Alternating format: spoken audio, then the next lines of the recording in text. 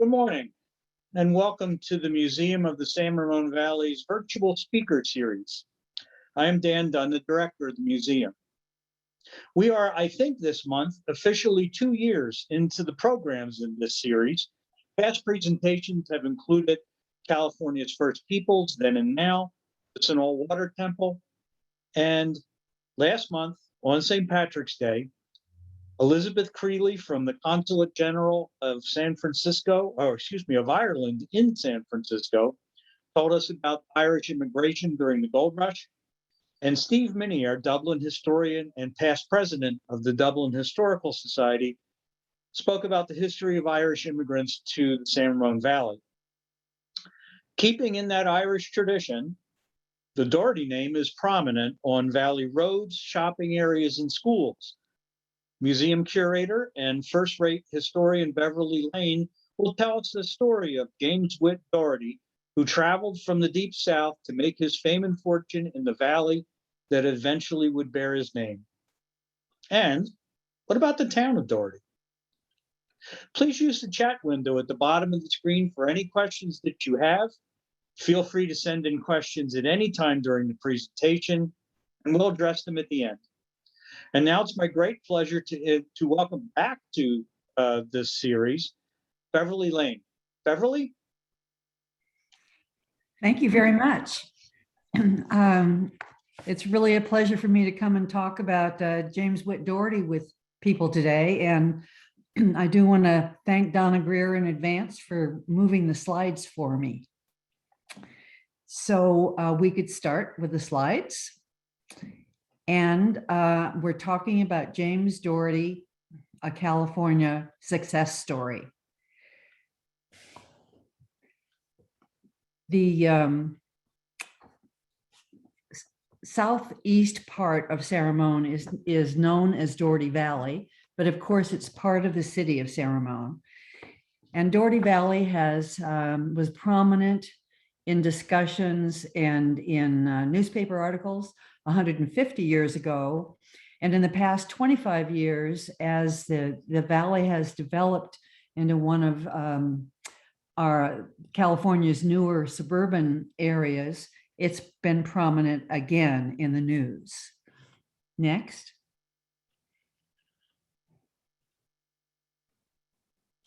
And here is the man himself. This is the photograph we have of James Whit Dougherty. And while we talk about Irish, his family and his descendants always talked about themselves as being Scots-Irish. So he was a fourth generation Scots-Irish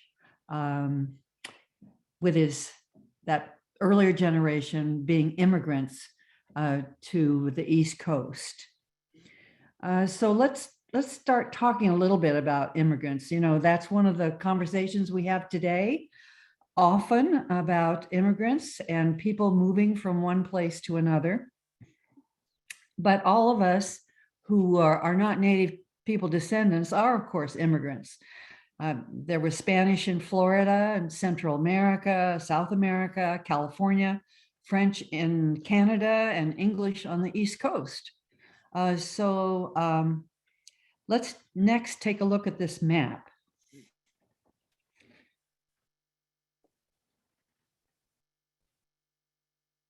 The Dougherty family, which spelled their name with an A when they first came here, immigrated to the East Coast about 1730. Scots had been settled in Northern Ireland in the early 1600s.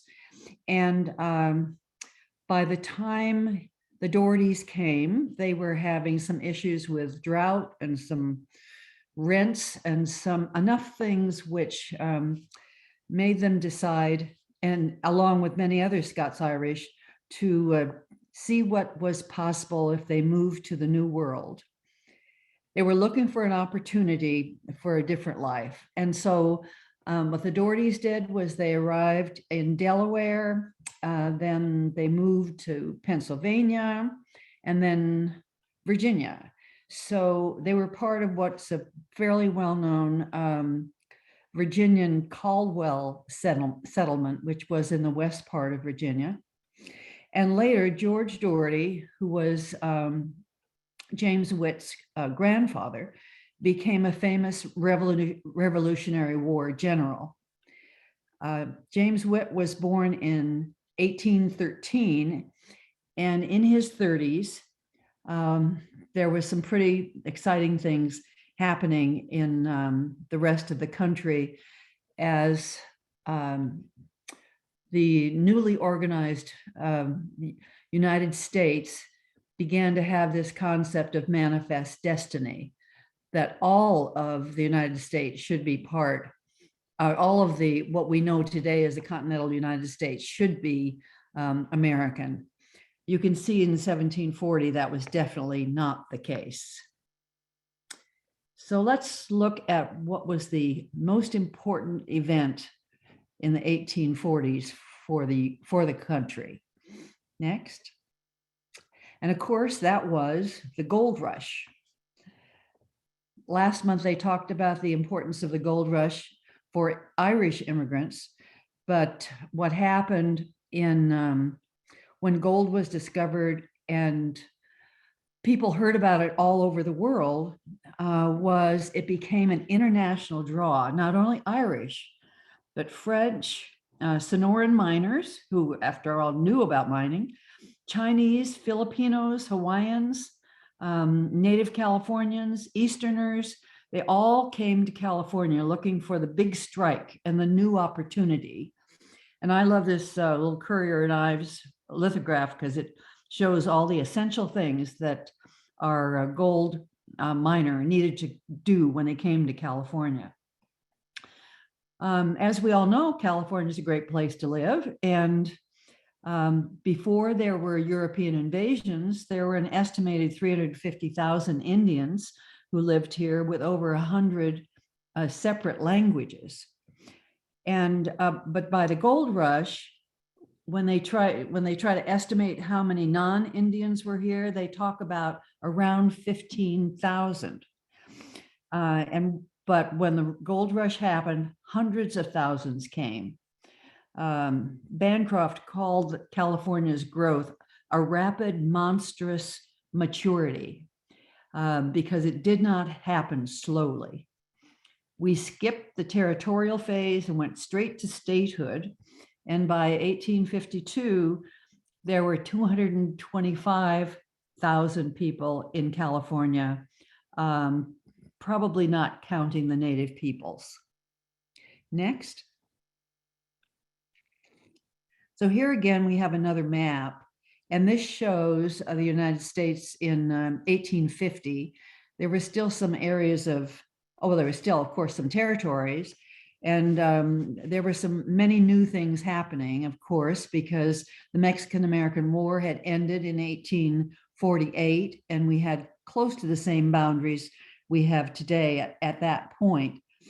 And what happened in our valley, in the San Ramon Valley, was as statehood happened at the end of the 1850, we had several immigrants come, and they bought some land from the Mexican ranchero who owned all of San Ramon and much of Dublin.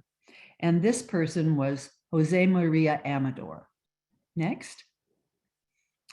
So here is Jose Maria. He owned the Rancho San Ramon, which was over 20,000 acres in size.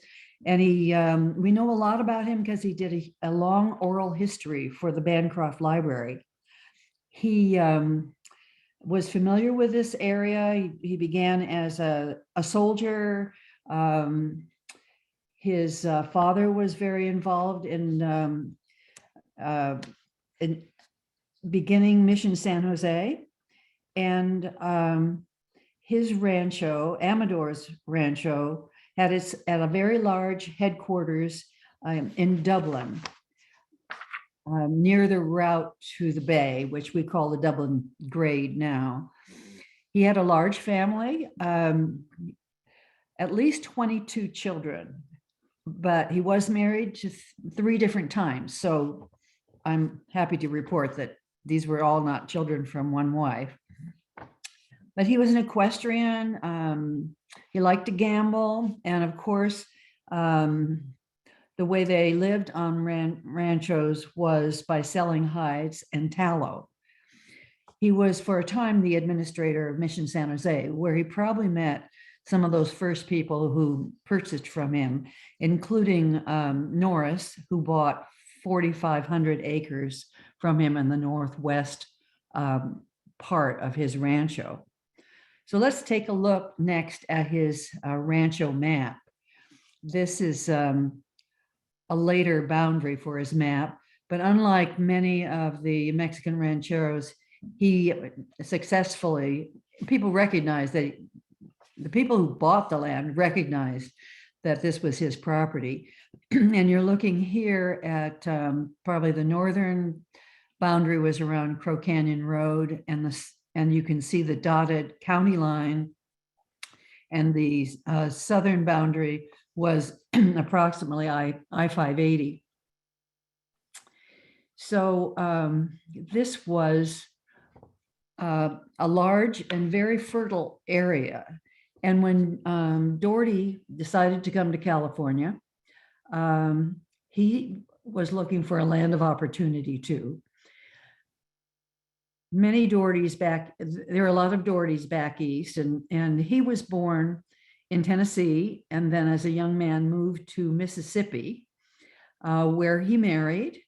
He was ambitious. He ran unsuccessfully for sheriff, and he did run and became the elected probate clerk in his county. And he was a merchant in Jackson and Raymond, Mississippi. So 1848 seemed like a time for him to advance himself. He was in his 30s, and he and a friend, William Glaskin, came to California via ship, and probably did some mining, but the main way they operated in California was that they had stores both in Grass Valley and Sacramento. And they saw the possibilities of serving the thousands of miners who were coming at that time. And he also, I think with his friend, agreed that California indeed was a desirable place to immigrate to. And they ended up going back to Mississippi, recruiting a number of friends to come out and bringing his family with 2 children, returning to California in 1852. So what was Saramone and Dublin like in this period? Let's look at what William Brewer said in the next slide. Brewer wrote a very famous and well-written and candid book about his life in the 1860s as a surveyor. And he said about this area that the Saramone Valley lay at our feet, the richest and most lovely I have seen in the state. It's all held in farms where wheat is grown and crops of over 60 bushels per acre are expected.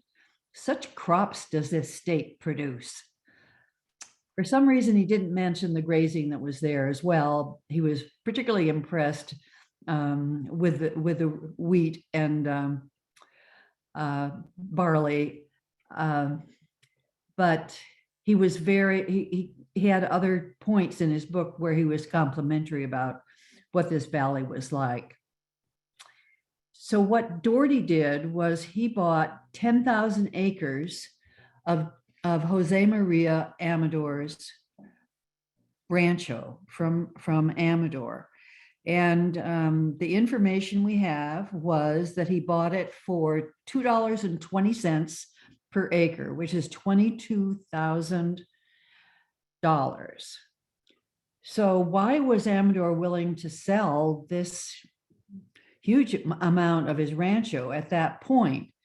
And I think we can say clearly he needed cash, along with many other rancheros. He was not exactly the best businessman. But one of the things that he was coping with was squatters who looked at the land and said, oh, that's empty. So we are going to establish our ownership by taking this plot of land. And the whole issue of squatters in California at this time after the gold rush was a major one. People settled all over the state, often without worrying about paying anybody for it. They looked at land as being part of the public domain, and they said, well, we can homestead it. And they ignored the Treaty of Mexican-American War, which said, agreed that the Americans would recognize Mexican titles in California. But they asked things like, why was land free in Oregon and not in California? So Amador, who was literate, but only spoke Spanish, was finding that he could not extract these people from his property. So I'm sure that contributed to his willingness to sell, and probably Dougherty was persuasive about it. So how did Dougherty afford $22,000, you may ask? So there are two theories, and one is that he and Glaskin, who bought the property with him, had made a goodly sum from those stores that they had. And but the other theory, which I've seen more often, is that Dougherty convinced Amador that this was a reasonable amount of money, and Amador agreed to it, and Dougherty generated the money by taking cattle from the Amador Rancho and selling it for cash and giving the cash to Amador. Quite an interesting technique, I will say. And of course, Dougherty knew about the squatters. Everybody did in California. And he may have been in Sacramento when John Sutter had major battles with squatters on his extensive properties. Evidently, Dougherty set up what some people call a posse, and he evicted the settlers from the property. Henry Wiedemann at one point wrote about this, and I thought it was really pretty interesting. He said it became Dougherty's job then to evict these people.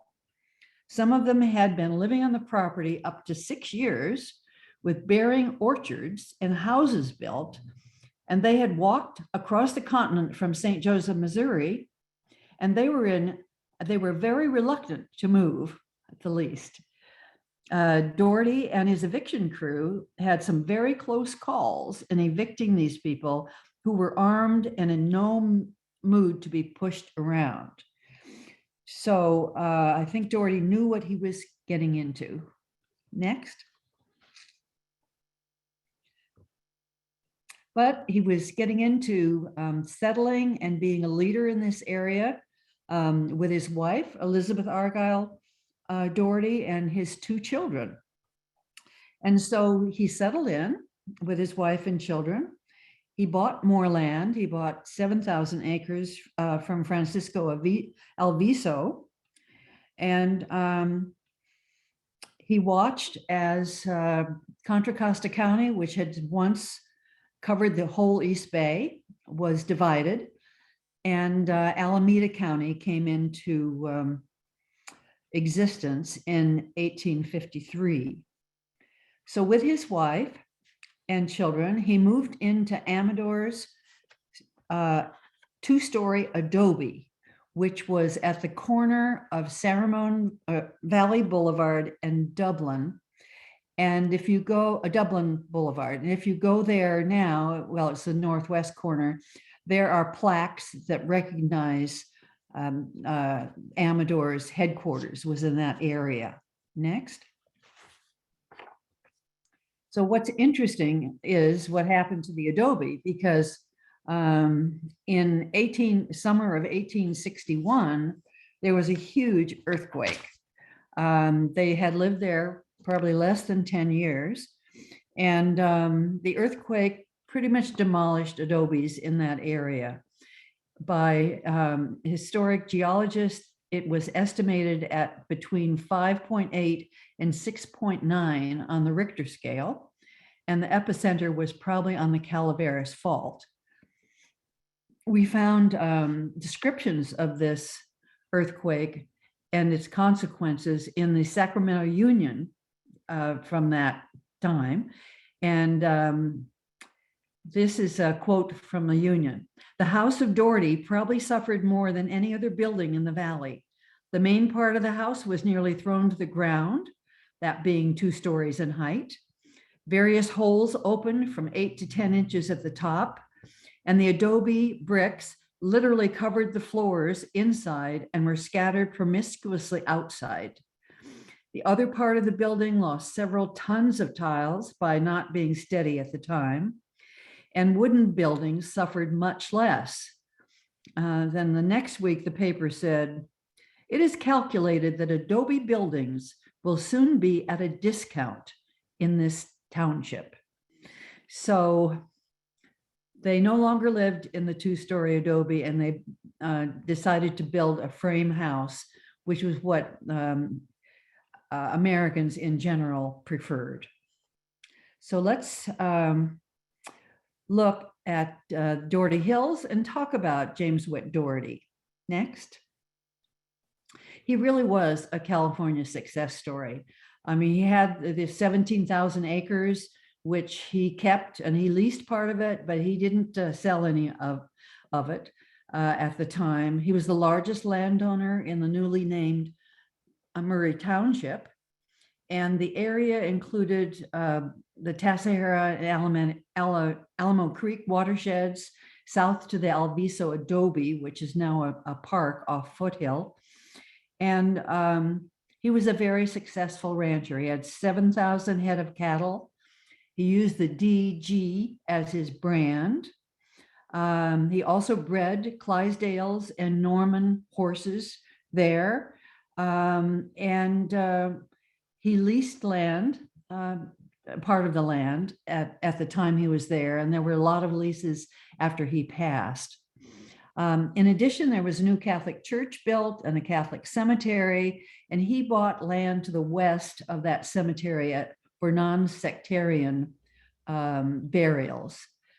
Dougherty identified himself, as I said, as a Scots-Irish and was Protestant, probably Presbyterian. And so he knew a lot of his Irish Catholic neighbors, of course.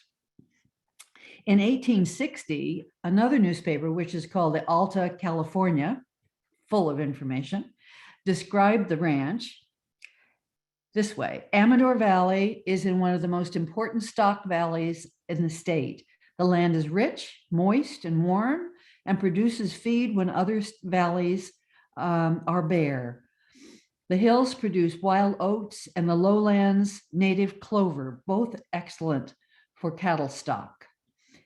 And then they added that it was Amador and Dougherty who had the vision of the county's possibilities. It was they who were the pioneers. Next. So in addition to his ranch, he built Dougherty's Station Inn, which was just down the road and from the old adobe on Dublin Boulevard. And he opened a post office there, which in 1860, and it was called Dougherty's Station. Later on, it took the name Dougherty, and it lasted until 1908. In addition, he was very prominent leader in the county, this new county.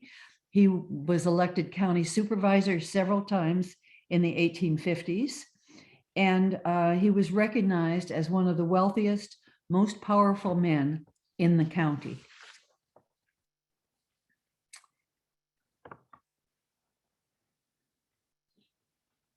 So here's a description by the Contra Costa Gazette of Dougherty's Station.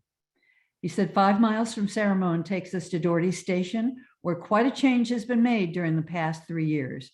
There are 2 large stores, 2 hotels, and quite an extensive blacksmith shop, a Catholic house of worship, and quite a little business is carried on. So he was a prominent part of the area that eventually became Dublin. And while my friend Steve Minier has described a number of reasons why it was called Dublin, one that is a lot of people's favorite is this, and that was, they said that James Whit Dougherty recognized the fact that there were a lot of Irish living in this area, particularly south of the little village. And there were so many Irish around the place that the place should be called Dublin. And eventually it was. So today, if you want to take a little look at a memory of the Doughertys, you can go to the Dublin Cemetery next, which is next to the Old Catholic Church on Donlan Way, again, a little to the west of Saramone Valley Boulevard. And this is the Dougherty family grave site, quite prominent. Next. And there is this is Dougherty's marker itself. Next. And there's quite a large sign there, which indicates that this is the Dougherty's plot. Talks about his purchase of the property from Amador, and points out, which you can see, that a few years after James Dougherty passed, they buried his dog Carlo at his feet. And there is a little stone there. So you can remember Carlo as well. Dougherty wasn't really forgotten after he passed, though. Next. Because his son, his only surviving child, inherited, of course, and then he had a plan to create what was called the town of Dougherty. And this was about a mile east of where the Dublin village was at the time, or Dougherty village. And in 1907, he filed this subdivision map, which showed a 10-acre town surrounded by a park. And it was set on the right-of-way for the Saramone branch line.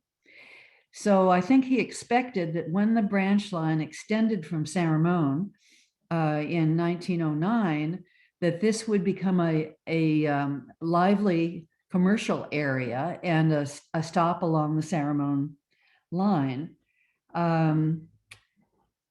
But what happened with commercial development is it was more prominent at the end of the line when it got to Pleasanton.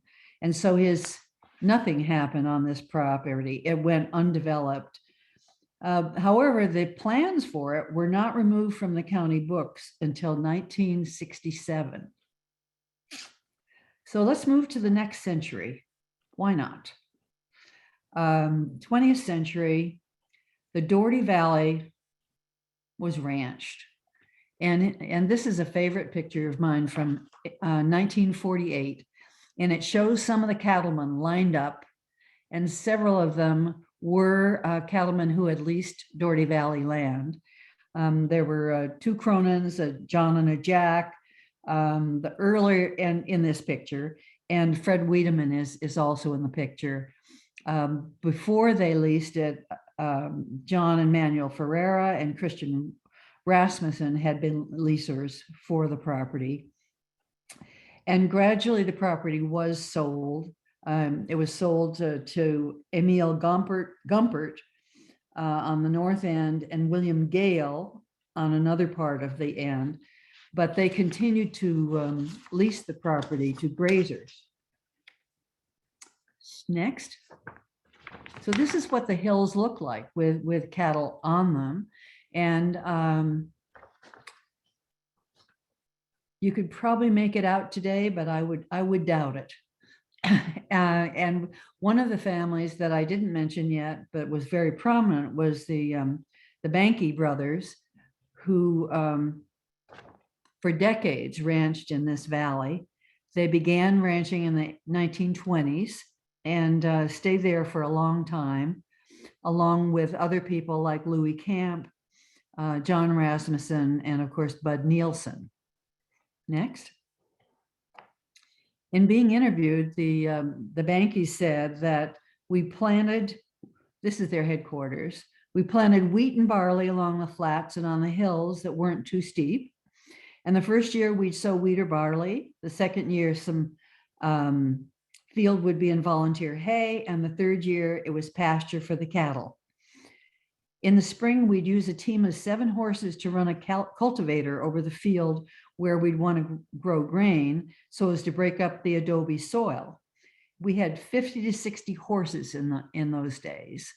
And when the Bankies were there, they also made that transition to gasoline engines and other kinds of equipment that were, you described with horsepower, but were not powered by actual horses.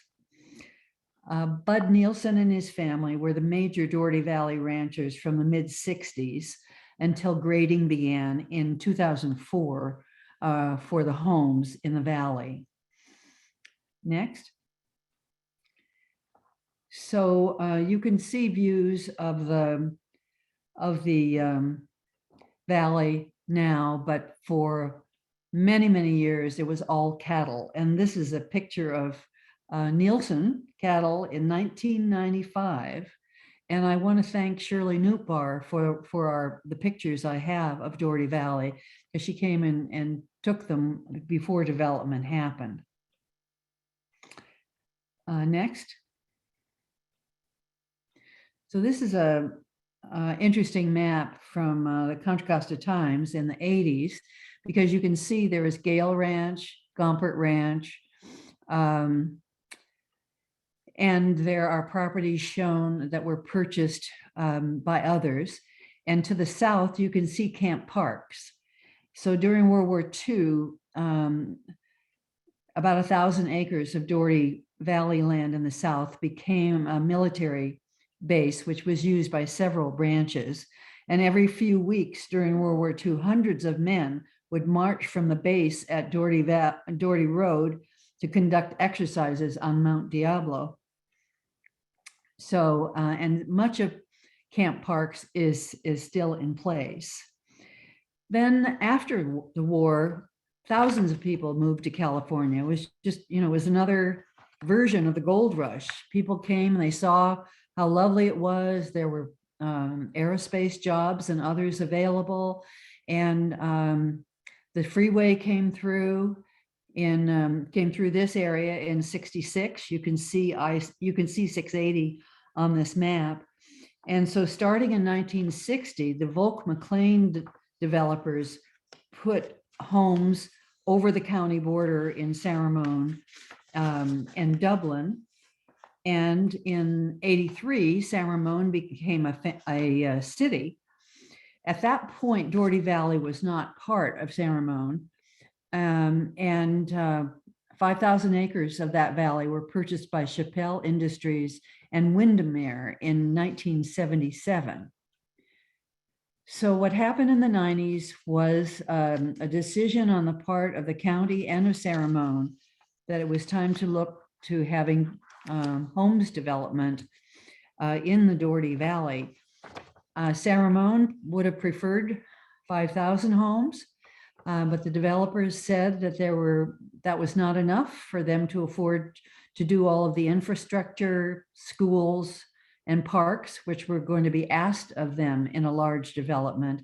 And ultimately, after litigation and water wars and a variety of things, the county took over the essential planning for the development with an anticipated 9,000 to 11,000 dwelling units in the valley. Saramone eventually will be around 100,000 people in size. Next. So I didn't take a picture of all the houses in the valley. You can drive out Dougherty and Bollinger Road and see that for yourself if you would like. But one of the things that happened there, of course, is they used the Dougherty name in all kinds of ways, including, of course, extending the road. The Dougherty Valley High School, Dougherty Station Community Center and Police Substation I'm showing here, and of course a branch of the Saramone Library called the Dougherty Valley Library. The whole area is of course served by Saramone Valley School District and Saramone Valley Fire Protection District. So it's very much part of the whole Saramone Valley and the Tri-Valley as you look to the south where Alameda County is set. Next. So this is my final slide, and I'm happy to show this one because what Saramone did is remembered Amador by naming this quite wonderful community park for his Rancho Saramone. And they named the community building after Amador himself. And if you have not seen this, I have to tell you that the playground there is one of the most interesting and fabulous playgrounds that we have in the whole area. So take a drive down there if you're listening to me here and live in the Tri-Valley, and take a look at this wonderful park. So of course, Dougherty Valley began as a place where Native Americans lived. There were Ohlone Indians in this area. And then it became mission and grazing land, and it was ranched for over 150 years. The Dougherty name is prominent, of course, as we've mentioned, and in many, many ways, what the development of the Dougherty Valley reflects what happened throughout California. And indeed, one of the reasons that I find the local history is particularly interesting is because you can tell a larger history from what happens in smaller communities. So I like to say that indeed Saramone and Dougherty Valley are a microcosm of California's history. So thank you for listening today. And if you have some questions, I'm happy to try and tackle them. Okay, thanks, Beverly, and let's tackle a few. First of all, the Currier and Ives print of that future gold miner walking from St. Joe, Missouri to the gold country in that outfit. I had to comment on that. I thought it was hilarious looking. Yeah, it's a very famous one. So let's go back to the beginning. What happened to the Amador family? 22 kids. Where did they go after they sold the land to Dougherty? What do we know about them? Well, by the time of the sale, Amador was not that young a man, and his children had pretty much scattered. A lot of them were in Gilroy. That's where he went and stayed with his daughter and passed away and is buried. And as with a lot of the Californios, they were prepared to ranch, but not much else. And so they quit doing ranching as they lost their property, and they are pretty much everywhere with 22 children.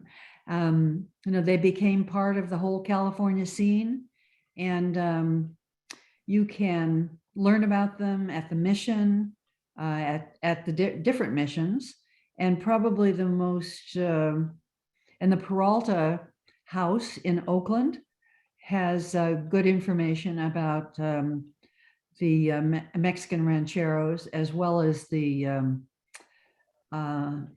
Guadalupe Vallejo in Sonoma, including that large adobe that he had. Okay. We asked about any Amadors left. How about any Doughertys? Well, yes, there were definitely Doughertys, and Charles Medlin Dougherty and his family built quite a large estate on Foothill, and it had this interesting name. It was Ogie Danke. I think it was they said it was an Indian name, but I'm not quite sure where it came from. But they had a small skating rink and a Japanese tea house. Oh. And it was definitely a destination for people. And you know what would happen in the summer is it's very foggy in San Francisco and sometimes Oakland, and then people would come out to the inner valleys for their warmth. Fortunately, we heard from another Charles, well, another descendant, which was Charles. There's lots of Charles and Adas. And his wife, Gwendolyn, kept some of the history of the Dougherty family. And the one point that she made was that everyone in their family identified themselves as Scots and not necessarily Irish. Got it. Dougherty's land, if I remember right, basically straddled Alameda and Contra Costa County. Was he active in both counties or more active in Alameda? He was more active in Alameda. That's it was really the county of opportunity at that point, because it wasn't created till 1853, and so he was one of the first supervisors to be elected from the Inner Valley area. And I think he was elected to the supervisors 4 different times and was chair of the board. So again, he looked for his opportunities. Okay. To go to the grazing photographs and grazing slides, why did grazing last as long as it did in this area? Well, I've talked to some ranchers who have pointed out that the forage for cattle here, the type of clover and probably some other plants that I can't recall, was the best in the country.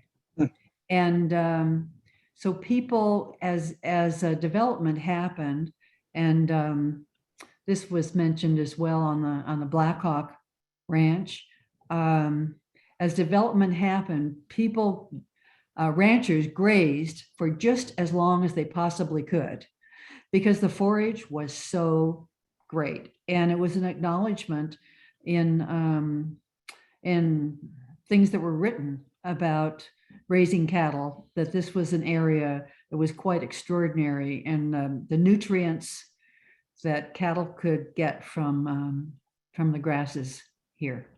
Okay. Moving into the development phase, where does the water come from for the development of Dougherty Valley? Well, water's for drinking and politics. And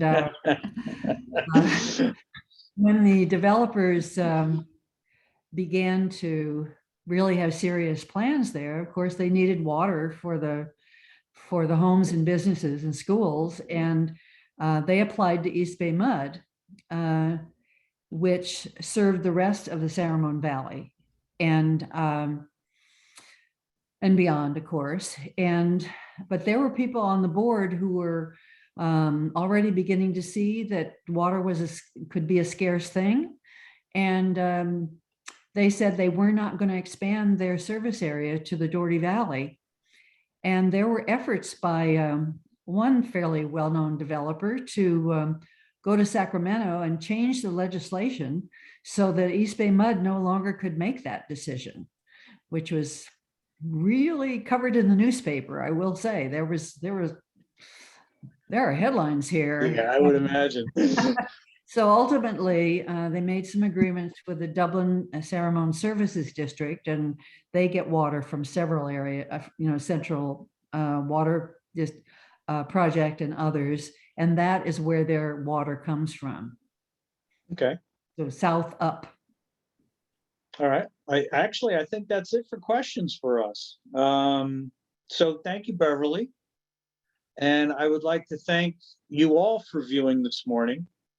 If you missed any of our earlier programs, you can find them by visiting the museum's website, at museumsrv.org.